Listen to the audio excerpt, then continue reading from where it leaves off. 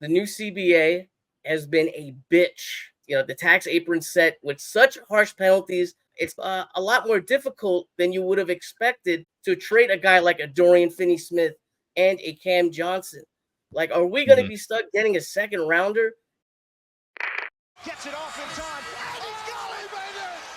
Big time Nets win! The only Net fans you know?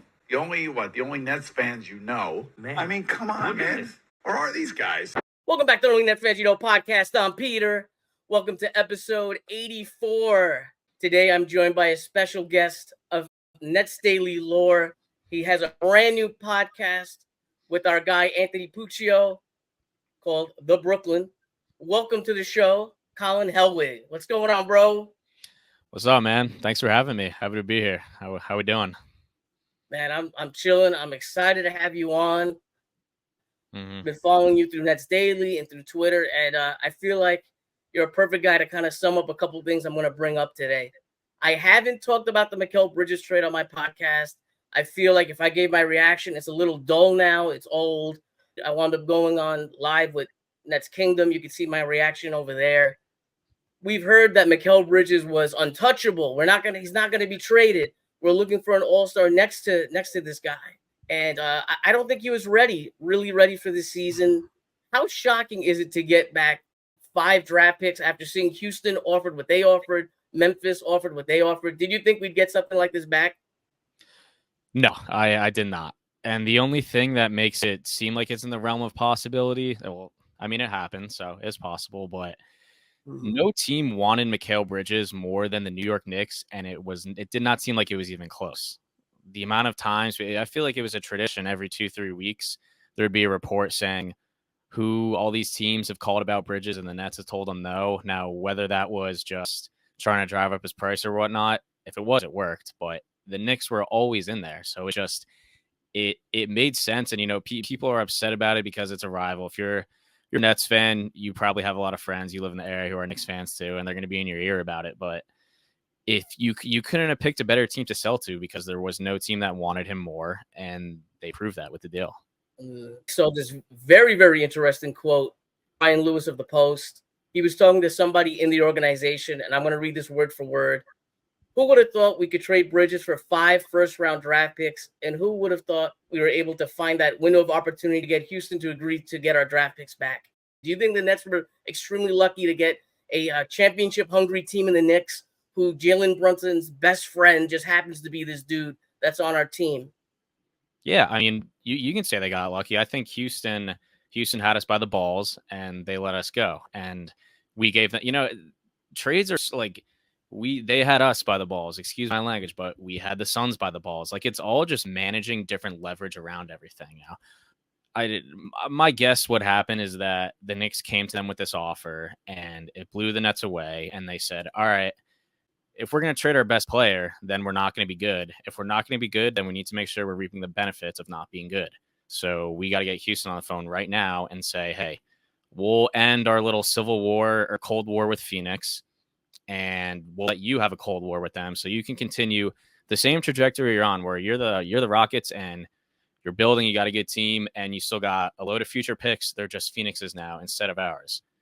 Now, Houston could have said no, but they didn't. And, lucky or not, if you pull the deal off, you pull the deal off, and the Nets pulled the deal off. So I give them props for that. If Houston says no go on the deal, do the Nets pull the Mikal Bridges trade knowing that Houston will not make this deal? Do you think they were contingent on each other? It's a really good question. I think they were, because I think that this isn't my idea. Someone else brought this up. I don't want to take credit for it, but someone said after the Billy King era and we had to rebuild, we sucked without our picks, and we just built up our own way. If Sean Marks were to do that now, then it would be that he is admitting his own failure, more or less. Like, he's saying, like, you're able to do that when you can say, all right, it was Billy King's fault who put us in this situation. We're going to suck and it's going to take a long time, but I'm going to build ourselves back up. There's no excuse now that says Billy King put me in a situation. No, he put himself in that situation. So I think they were absolutely contingent on each other. I think if it was still an incredible deal for Bridges. So if they gave it to him, I think the Nets would have had a lot tougher decision on their hands. But I think they went to Houston and said, what can you do for us? And they gave them enough to make it worthwhile. I think you're absolutely right. I don't think you give Bridges up and admit, like you said, kind of admit failure to the KD deal and to all of that without having something that you could show for it, without saying, you know what, we got all these assets back. And most importantly, we control our destiny for the next 2 years. You guys, when I say you guys, I mean Net fans, have been clamoring to do this deal with Houston for the last couple of years to send Bridges over there to get our, our destiny, quote unquote, back. Here it is. It's done. But man, when you said like had us by the balls, you were so correct. And a lot of people don't realize like how big this deal was. Obviously, we got our 2025 pick back, negating the pick swap, and we got our 2026 pick back. Houston got a swap. Instead of swapping our pick in this upcoming draft, they're going to get Phoenix's pick, possibly 2027's Phoenix pick. 2029, they get 2 out of the 3 of Dallas, Houston, and Phoenix. They get the best 2, and we wound up getting the worst out of those 3 teams. What did we really get? We got we kind of traded to get a better swap and our pick next year, and they wound up getting 3 picks out of it? I think it's a total savage move by Houston. Man, we got taken advantage of. People look at this deal, it's like 2029 so far away, but there's a good chance 2 of those picks could be really good, right? Or even 2027 Phoenix. No, you're right. I mean, and that's the belief that's made like the KD trade not even sour than it, like letting Kevin Durant go. Like anytime a team does that, it's going to suck with the fans. The only thing that's been in the back of everyone's mind is that, hey, maybe we can do to Phoenix what Boston did to us X amount of years ago. But I think you're slightly underrating the value of getting our pick back this year and the guys who are in this draft right now. And I think it wasn't the Nets meant it when they said we don't want to just like suck forever before and after the Bridges trade. I think they are rebuilding, but they don't. No one intends to have a 5-10 year rebuild instead of a 2-3 year. But if there's a time to do a 2-3 year, it's with a first round pick from this year's draft. These kids coming up are absolutely insane. And I'm sure we'll talk about the lottery odds later, but Cooper Flagg is great. Ace Bailey is just as great. And you get yourself in that lottery, you're going to end up with a really good player who can kickstart your rebuild. Let's look at the 2025 draft and all the picks that the Nets have from all these deals and what they've already had. Obviously, we have our pick back, Milwaukee's pick, which is, I think it's protected 1 to 3. I don't think that's really going to matter. Milwaukee's going to be a good team. Yeah. That probably lands in the 20s. Knicks pick probably lands in the 20s. But the pick that I really want to discuss, the one that is kind of, I guess you could say, is the most confusing, it's going to come from either Phoenix, Houston, and OKC. So this is from Kevin Smith. He works on the CBA. You can find him on Twitter. He works for a company, I think Sports Tech. Smart guy. Yeah, very smart dude. And this is the breakdown of it. If Houston is 1 through 10, meaning they're a bottom 10 team, or worse than the Clippers, we get either Houston's pick or Phoenix's pick. If Houston is 11 or up and better than the Clippers, we get Oklahoma City's pick, which is obviously going to be the 29th pick, 28th pick in the draft, you'd say? Yeah, I love the Thunder, so absolutely. I'm with that. Not good for the Nets, but yeah, it'll be up there. We want the Clippers to do well. You want Miami to not be a bottom 7 team, and you want Phoenix and Houston to suck. You think I summed it up pretty good? Very, very, very good, honestly.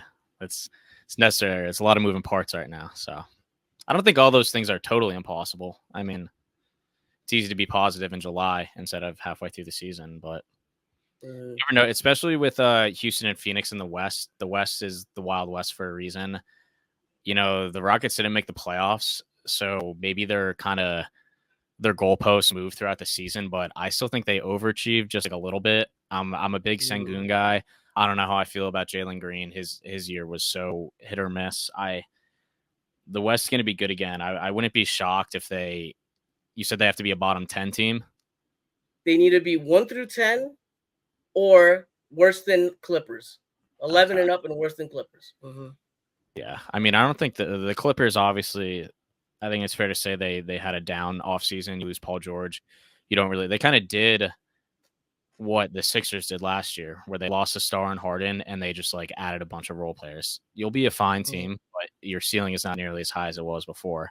But Ty Lue's still there. I still think they're gonna win a couple games. I could see it shaking out well for the Nets, but you know, we got to see. I don't like pulling my hair out about these things that are like months in advance. You know what I mean? Like trying to like, it's like that picture that that dude from Always Sunny who's on front of the whiteboard and he's got all the yarn around. Like it's not worth the stress at this point. But I'll say this: no matter where the picks land, I think say what you want about Sean Marks. If he's proven anything throughout the entirety of his tenure, it's that he knows how to find talent no matter where the pick is.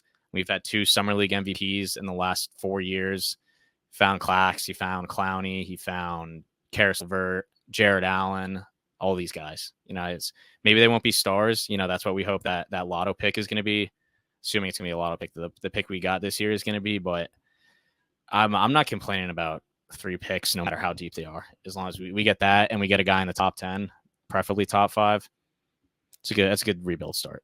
We're going to see some new shit this year. So, you know, I mean, it's going to suck when you watch your team get blown out by X amount of points. But once the season ends and it's draft time and it's combine and you're watching these guys, who knows if they'll play March Madness or they'll jump out. Like there's things to look forward to. And I don't know.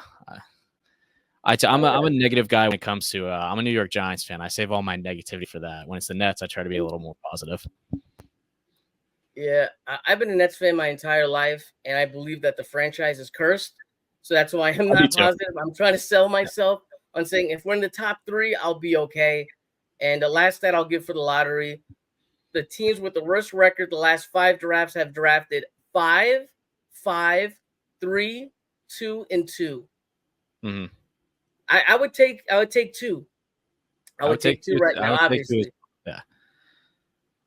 You know, the thing is, though, like, there's a mathematical term for it. I can't think of what it's called, but where it's like you flip a coin, like, and if it's, now we're talking 1 out of 4 instead of 50-50 here, but it's the same principle. Just because it happened X amount of years before has no implication whether or not if it's going to happen the year after. Like, you could lose, you get like a bad cards, I guess the numbers go down if you deal on it, but you're flipping a coin and it's heads 50 times in a row. That doesn't mean it's going to be tails next time. You know what I mean? Or vice versa. You're right. You're definitely right. All right, let's talk about Summer League. I watched maybe 5% of Summer League. I was on vacation with my girlfriend. So now you're going to have the job. Tell me about it. Gotcha. So Lucas did a lot of our games, so maybe I'm not the best guy for this, but I did watch. Just about player breakdown. That's all I'm talking about. Jalen Wilson winning MVP. Sure, yeah. County, Whitehead sucking, all that good stuff. I did watch one of the games I covered was the Magic game where Wilson hit the game winner, or you have to reach a certain amount of points, but it went to OT and he hit whatever that mark was. No, he's looked great. I think his ceiling has been, I mean, you know, if it turns into a star, why the hell not? That's awesome. But he's immediately, because he was seen as this NBA ready player. He's an older guy. He's a wing. He can play defense. He can catch and shoot. Seen as a contributing player. And that's what he looks like right now. He looks like a guy who can play at the NBA level and is stamped, you're an NBA player. You'll last in this league. Maybe you won't be an all-star, but you know, you can survive as a catch and shoot role player who plays good defense in this league for a very long time and make a whole lot of money. So he's looked great. Clowney reminded me a lot. It's the freezing, coldest take of all time, but he looked a lot like Claxton with that length and his ability to cover ground on the defensive end. You know, Derek struggled. There's no way to get around it. He didn't seem to have that pop. He didn't seem to have that quick first step that he had at Duke. Now him having, I think he had shin splint surgery is what it was. There's probably more medical term for it, but I don't know what it is. That's obviously going to slow that down. And, you know, I like that there was one quote where he was like, I feel like myself out there. I don't think he would have said that if he didn't really feel that way. So I think that's like a step in the right direction, regardless of, you know, how he played. Like Clowney looked awful at Summer League last year too. So you're allowed to be concerned, I would say, because you really want to see that pop back, but I wouldn't start pulling your hair out just yet on him. Absolutely. You know what I say about Summer League? Don't get too high, don't get too low. Remember Yeah. Trae Young a couple years ago? He was ass, totally sucked. People said, bust, and you see what happens. Going over the stats for our guys. Jalen Wilson, 21 points, shot 47% from the field, 55% from three, averaging 4 threes a game. I thought this was an awesome stat. 17 of 19 on free throw attempts. Clowney, 13 points, 50% from the field, 39% from three, 8 of 15 from the free throw line. That concerns me a little bit because he didn't shoot that well free throw wise last year. But Dariq Whitehead, I think the most telling stat, 2 of 24 from three. It just shows he needs more time. There's still potential there. I don't think he's a lost soul. No. Keon Johnson playing really well, enough to get a 2-year deal. This year, actually, it's guaranteed his deal on opening night. Next year, the same thing. So if it's, if it doesn't work out, it's okay. It's not that much money. Keon Johnson put up 16 points, 47% from the field, 28% from three, 5 assists a game. Overall, I guess you would say a very successful summer league for the guys. Yeah. I mean, if the Nets win the summer league and we post about it, people are going to say, "Oh, look at you hanging a summer league banner." If we lose in the first round, then everyone's going to say, "Oh, just poverty franchise."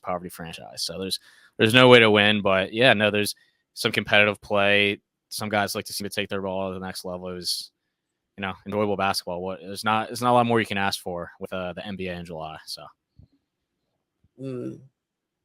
We just talked about some younger guys. I want to talk about some older guys now on the roster. With the Bridges deal, what's not talked about is all the cap room that could be coming off of next year's salary cap. I did a little math. I went up a little bit. That came out to about $115 million possibly coming off the salary cap. The Nets, and next year they have about maybe $50 million of cap space used up. They might have 80 million, maybe 90 million in cap space, depending what they do with the draft picks and everything. Insane. But we still have to get rid of these guys. CJ, Dorian Finney-Smith, what's going on with that? The thing with Dorian Finney-Smith is he's got one more year on his deal. That's just going to expire. So he's coveted role player around the league. I don't think anyone disagrees with that. What the Nets cannot let happen with him is what they let happen with Royce O'Neal last year.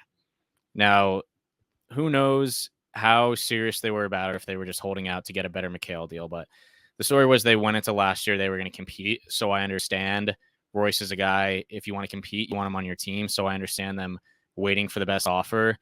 This year, you fully committed to the rebuild. He just doesn't fit timeline wise. And the longer you hold on to him, then whoever is trading for him is getting him for less games. I think it was, they did the best with what they could, getting all those second rounders for Royce. It sucked trading him to the Suns, who the Nets, I guess, doesn't matter anymore, but at the time wanted to see lose. But you gotta get the best out of your trades. You did it with Bridges by waiting. Now it's time you do it with Dorian Finney-Smith by doing it soon.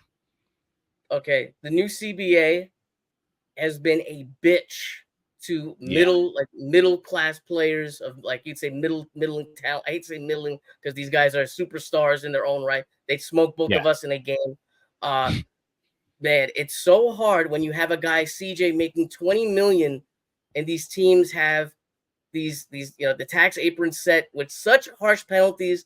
I think the CBA was an overcorrection to the last CBA, making these penalties way too hard.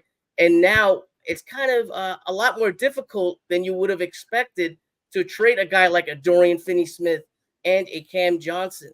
Like, are we going to be stuck getting a second rounder? There've been talk about getting Isaac Okoro of Cleveland, who I'm a big fan of. But I'm looking at the cap sheets, and I'm thinking Sean Marks' brain, I don't want to add any extra money if I could, avoid it. Like what happens with these guys? Are they going to be on the team in training camp? I had a couple of my people that I talked to told me they're locks to be traded. But yeah, that sounds nice. But is it going to happen? I mean, if Sean Marks proved anything with the Bridges trade, it's that he'll wait. He'll potentially sacrifice the whole season to get the trade that he wants. And Cam Johnson is coming off a year. It's not what fans want to hear, but if you're the GM, I understand it. But he's coming off a year where he was hurt a lot. He didn't particularly shoot the ball consistently. I don't have his numbers in front of me, but I think it was all in all, it was seen as a down year for him. It doesn't make sense to trade him now.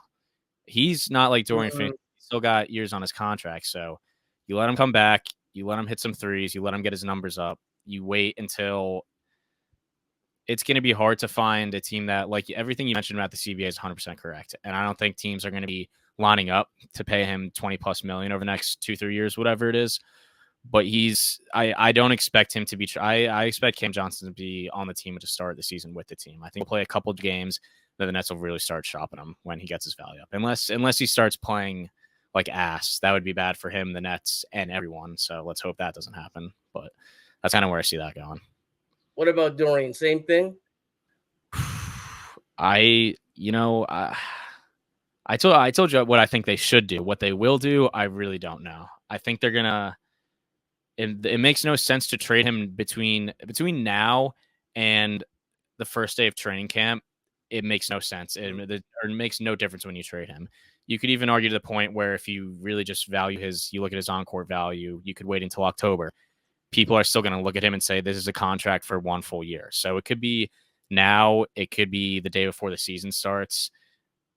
I'm going to trust Sean Marks because I think I know that's not a lot of Net fans like him, but he earned a check this summer. So I'm going to ride with him and say he makes the right decision and trades him before the year starts. Now, let's keep in mind, Dorian Finney-Smith's contract next year is a player option. Mm-hmm. So, obviously, he could decline it. I don't know with the outcome of this offseason. He may pick it up. I'm not sure. Does that play a role? The stuff he talked about with the new CBA, that's a good point. He may pick. Do you know how much? Do you have the contract up right now? It's going to be $15 million. I think it's around 15. He might. I think he'll get more than that. I don't think so, bro. I think we're gonna have. It's a really good question. He might not. You're right, because guys have been getting shafted. We have the point guard that just went to Phoenix, who I thought was gonna get a big deal about like a year ago or so, and he wound up taking a minute. Yeah. Mm-hmm. You see stuff like that, and it's just wild. You have a guy like Bogdanovich, right? He's 34 years old, putting up 15 points a game last year. Shot well from 3, went from Detroit to the Knicks. Now he's in Brooklyn, going to go back home. I've been hearing some stuff. I think he's going to get bought out. I can't imagine a team would be wanting to trade for him, considering the climate we just talked about. And he's going to be a free agent after this year. I figure the Nets save a couple million. He does not want to be here. He's, like I said, he's going to be, I think, 35 next year. You have 2 good years left in your NBA career? You want to play for a winner. So I don't see. I felt bad for him. I felt bad for him when I saw his name come up. I understood it because you got to match salary, but yeah, he doesn't want to be here. It doesn't make sense for all parties involved. You see a buyout happening as well, or am I crazy? I mean, you got to maximize your assets. I think the Nets would be, if you're not at least trying to get something for him, then you're just literally not an NBA front office. Like, what are you doing? Absolutely. I think they're going to try to. I could see a Royce O'Neal type deal happening. I guess you got to match salary unless someone has a trade exception. We'd have to look at the teams that are looking at him, but I wouldn't be shocked. You know, if that's something you heard, I wouldn't be shocked. He's been with the organization before. I'm sure they would do him a favor. I don't think there were ever any qualms on either side when he was there. I think he was pretty well liked. I could see him doing that. I figured also the Nets have a couple million away from the tax. Why not give yourself a little bit more room? And maybe it helps you with one of these other deals. I should also preface this by saying, if he's not used in one of the other deals, that's what I heard. If he's not used as some part of the other deals for Dorian Finney-Smith and Cam Johnson, then a buyout might be the way that they're going. Like I said, Nets save a couple million. Well, we'll see what happens. It's just amazing looking at the salary cap and whatever. I don't know who's going to be available next year, but how do you feel about this course of action so far with this roster going into training camp? I mean, no one expects them to win, so it's not like there's a lot to go off of. You know, they're going to go out and there's, at least I'm looking at it from like a basketball standpoint. You know, like I think there's a lot less stock and like no one's really looking at this team and thinking, oh, who's going to start, who isn't going to start, because you're playing this season to get to the finish line and then go from there. You know what I mean? So I guess I'm not entirely sure. I think what's going to be really interesting is going to be if like Ben Simmons comes back and plays like a superstar. That would actually be the funniest thing to happen and the entire circus that's been the Nets the last 5 years. I still think that's going to be something of a question mark, like seeing what the hell he even does. And his contract, his Bernie Lee, I think that's his agent's name, is going to have a hell of a job next summer, no matter what happens. That'll be something interesting to watch for. And with the team not going to win, interesting is really the best you can do right now, because you're not going to see a lot of wins out there. But I mean, we haven't talked about Cam Thomas yet. I think that's going to be, he's an absolute joy to watch. I think anyone who likes basketball likes to watch Cam Thomas play because of just, he's a walking highlight reel. You know, the passing improved last year. The defense could still use more improvements, but we're coming in with a blank slate. You know, he's going to be able to do what he wants. He's going to be able to be the leader of the team, more or less. At least the Nets on social media are certainly portraying it that way. And, you know, but he deserves it. He was the most exciting player last year, really. I'm happy for him that he's going to get this chance, and I'm happy for the fans and the organization to say, let's see what you got, kid. Because he's been like in Uncut Gems when you show Kevin Garnett the Rock, and he's like, why would you show it to me if I can't fucking have it? You know, he played a lot more last year, but he's been this thing that is so cool and interesting and fun to watch, but you don't really know what he can become. I think this year we're going to be able to find out, is he James Harden or is he Lou Williams? You know what I mean? So I think those are the guys that top of the rotation that I see being the most interesting story-wise. You know, I don't give them a pat on the back for this because it's about time. Like, let's face it, he probably should have been in this role a lot sooner.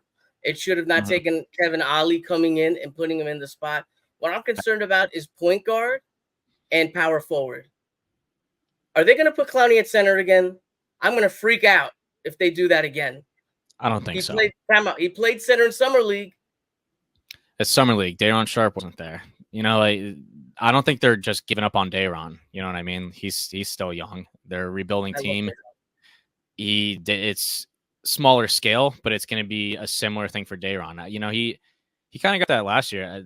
I think he had like the second most like rebounds per minute. Like, he was just an absolute glass eater. But it's going to be even more than that because, you know, maybe Dorian Finney-Smith's not there, and then Clowney can play the 4, and then the backup 5 is entirely Day'Ron Sharpe's. You know, so I think, I mean, who knows what happens with Simmons? Like, I think he played a little bit of small ball last year with him at the 5, but maybe that's not even a thing this year. I don't think Clowney's going to play the 5. I think he might, but I don't think he's going to be seen as a center. I think he'll play more of his minutes at power forward.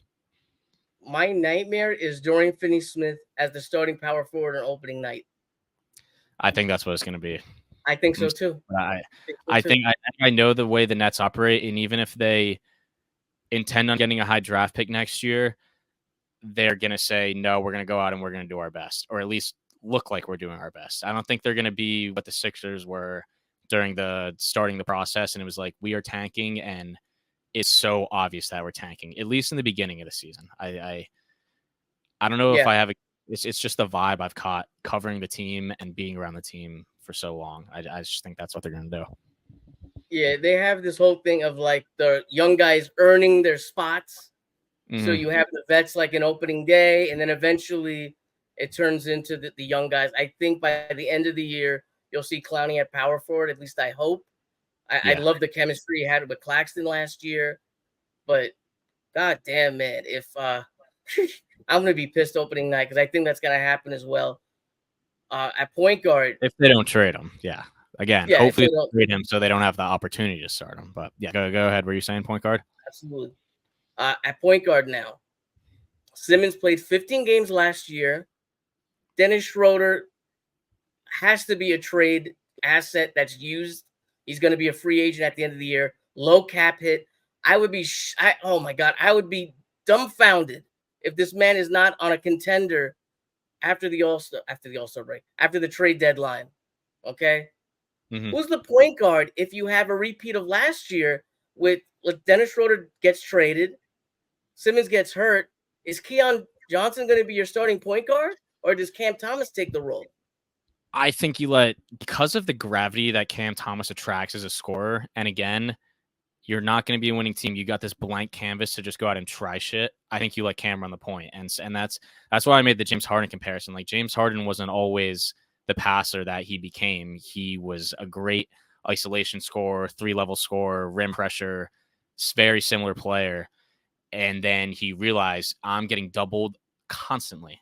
And I think it makes more sense for if you want to see the team reach its ceiling. And I think its ceiling is rebuild and have Cam Thomas develop into a star to spearhead that rebuild. That's at least what it looks like right now. You want to get the best Cam you can. And that is a guy who knows how to pass better. And he's going to do that if you give him minutes of the point guard. I do not want to see Ben Simmons play point guard. I cannot watch any more basketball with the spacing of Ben Simmons and Nick Claxton on the floor at the same time. I wanted to leave the Barclays Center while covering games last year because it hurt my basketball heart seeing that minimal spacing. I'm a very spacing modern basketball guy. That drove me crazy. I'm going to give you heart palpitations right now. We're going to have a lineup of Ben Simmons, Killian Hayes, and Nick Claxton. We're going all defense, no spacing. No, I'm kidding. You know, when it's March and we need to lose one more game to get into the top 3, let them play 40-some minutes, whatever it is. We'll let those guys cook. I'll be here for it. You're fucking bro. All right, man. Let's start off about winding stuff down. I got one quick mailbag question I forgot I wanted to talk to you about. Is Jordi Fernandez going to outlast Sean Marks? That's a good question. But just taking a guess what we know right now, if you had to take a guess. If I had to take a guess, I'm going to say Sean stays longer. I'm just going based on what I don't know, man. They're going to lose for a couple years, and they're going to be one of the few teams that's allowed to lose. So that's just like job security at its finest. So if it's going to happen, like you're going to have to win like 3 games next year, I feel like, for like Jordi Fernandez to be fired. You know what I mean? Like, so it's hard to predict something that far away, but I don't know. Sean Marks his tenure is such an enigma because he's been so good at so many things in terms of building the team up. And I think a lot of the things that brought the team down were outside of his control. But I am also a believer where at the end of the day, it's a make or miss league. It's a win or lose league, and they didn't get it done. And so I understand the people who are upset with them, but it's not everything's that black and white. But you know, it's an interesting hypothetical to see how they go. You know, I've been watching Jordy. I've been covering Team Canada. Lucas took the game over for me today, but I've done all their other games, and he seems to really go to bat for his players. I think that's something I know I like to see in a coach. I think he's everything that, you know, you're not going to say some guy's going to be a great coach 2 months after he's been hired and they haven't played a single NBA game yet, but all the things that you can judge have, you know, passed. So that's a long answer that is maybe not the most direct, but that's how I feel on the subject. How do you think? I'm a big Jordi Fernandez fan. I hate saying this, but I see a lot of characteristics of Ime Udoka, a lot of elite game planning, a lot of, you know, in the huddle change ups, doing adjustments, doing, you know, special game plans against this guy on this team. You see, like against Greece, you see them doing a different defense to make sure there's like a wall between Giannis and the basket, and just like little stuff like that I've been seeing from the highlights. And I love that. That's everything that's been missing from the last 2 coaches, at least through my eyes.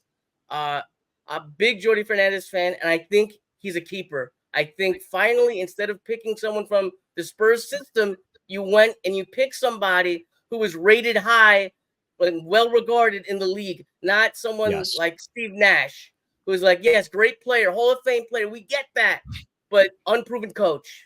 I'll sneak one more painful story of me being a Giants fan, and I wanted to I was so mad when they hired Joe Judge, one of the fakest tough guys I have ever seen coach a professional football team. And what did he do? Oh, he worked under Belichick and Saban. No, but what did he do? Not he came from this place or he came from there. No, what did he do? Jordy Fernandez has done a lot of shit. Absolutely, Not like absolutely. Joe Judge. The exact opposite. You saw Golden Tate talk about Joe Judge? Yeah, and I didn't even like Golden Tate was like not my favorite Giant, but I was like, hell yeah, bro. He was not a good coach. Like, let people know if they didn't already by his abysmal winning percentage. All right, man. I gotta ask you, which is your favorite Nets jersey of all time? Then can I give you one that I think flies under the radar? Go. All right, so favorite, common answer, but it's the D-Lo Nets with the Coogee stuff down the side where it says Brooklyn and it was black is my favorite. I don't know. I keep it in with the Brooklyn. I think when people look back at the Nets jerseys, there's a lot that the red Nets with big nets in front where they were in jersey and the navy down the side is one that I just think is so clean. I love the red and blue contrast. So those are my top two. I'll let you pass. Usually I yell at people. The Dr. J jersey was the correct answer. That's the best basketball jersey of all time. Nothing competes with it. That jersey is immaculate in my mind. But you said a great answer with the Coogee. That definitely is, I would accept that as a number 2 for sure. I don't know whether to trust this source or not, but I think we're going to finally be getting another New Jersey Nets jersey next year. And I'm saying that with the person who, I'm not sure whether to trust it or not, but the fact that VC is getting his number retired, I'm kind of putting two things together. So we'll see. Well, I'm going to hold that and see what happens with that. It's just Collin Helwig, COLLINHELWIG. 2 L's in Collin, 1 L in Helwig on Twitter. Collin Helwig on Nets Daily. If you see my articles, check them out. I'm there too. Yeah, and you can check out the Brooklyn, just at the Brooklyn Pod. We're on Twitter, TikTok, Instagram. We'll be on Spotify and Apple Music too, wherever you check out your pods. At NetsFansYouKnow on Twitter and on YouTube. Help your boy out. Press the like button, subscribe. Have a great day. Have a great night. And let's go Nets. We're out.